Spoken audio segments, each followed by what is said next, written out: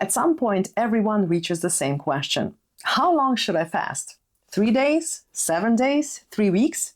Now, most people think it's a question about time. Well, it's not. It's a question about capacity. This is the video 6 of Pre-Fast series, where we spend 10 minutes a day learning one strategy to prepare for our 3-week fast. So, if you would like to know more, stick around.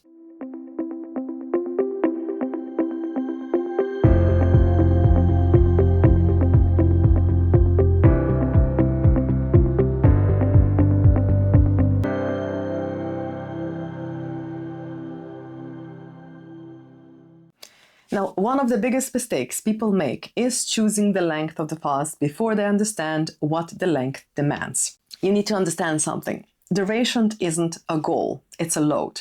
And like any load, it has to match the system carrying it. Now, a longer fast doesn't just mean more hunger. It means more idle time. It means more mental negotiation, more emotional residue, and fewer external anchors. A 3-week fast isn't harder in the same way as a short fast is. It's harder in different dimensions.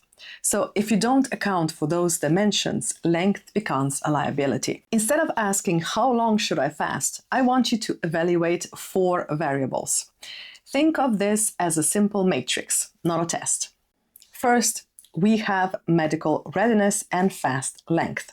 Ask yourself, do I understand my health baseline? Have I identified real risks, not imagined ones? And do I know my stop signals? If medical readiness is unclear, longer fasts are off the table for now. Not forever, but just for now. Then, matrix number 2, experience history matters. Now, your past experiences with the fast matters more than optimism. Ask yourself, what is the longest I've intentionally gone without food? How did I respond after a day or 2 or even 3 days?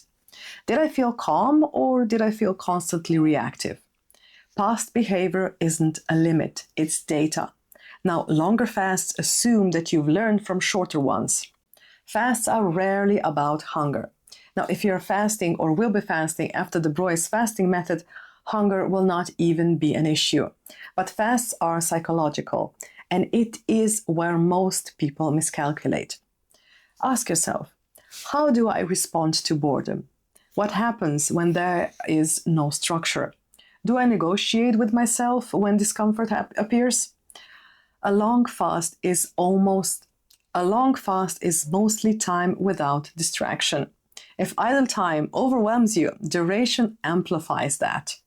And there is one more thing you need to consider before deciding on the length of your fast. Look at your environment and ask yourself, do I have fewer demands or do I have many? Is my schedule predictable or chaotic? Will I be surrounded by food and social pressure? A long fast requires less friction, not more. Now, if you don't have the answers to all of the questions right now, don't fret. This is a pre-fast series and we're only on video number 6. The important thing to remember is you don't need perfection in all 4 areas. But if 2 or more are unclear or weak, a long fast can become unstable. But that doesn't mean you shouldn't fast. It means the length should remain flexible. This is why I've designed this pre-fast series not to rush you toward a number, because clarity improves as you prepare. You may begin the series thinking 3 weeks is right, but when you finish with the series, you may start realizing that something shorter is wiser. That's not failure, that's competence. Now, here's the reframe that matters most. The right fast length is the one you can move through without constant internal negotiation. Not the one that sounds impressive and not the one that proves something. The one that remains intentional. Here are the action steps for this video. Action step number 1. First, rate your matrix. On a scale of 1 to 5, rate yourself honestly. Your medical readiness, your experienced history, your psychological load tolerance, and your life structure support. No averaging, just notice where the gaps are. In action step number 2, you will identify the weakest variable. Circle the lowest score. Write one sentence about what would need to improve before increasing fast length. And in action step number 3, you will finish this sentence. The fasting length I am currently considering is, and I am open to revising it as preparation continues. Now write this down. All of the action steps, along with the checklist and reflection, can be found in the pre-fast workbook. It's completely free and you can find the link in the description. And one last thing.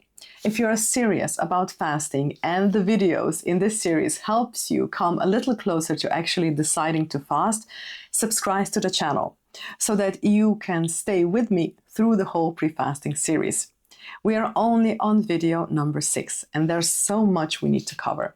To conclude, remember this. The right fasting length isn't bold, it's stable.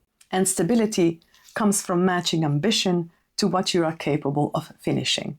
In the next video, we will talk about pros and cons of telling people that you are fasting. So, if you would like to know what that looks like, stick around.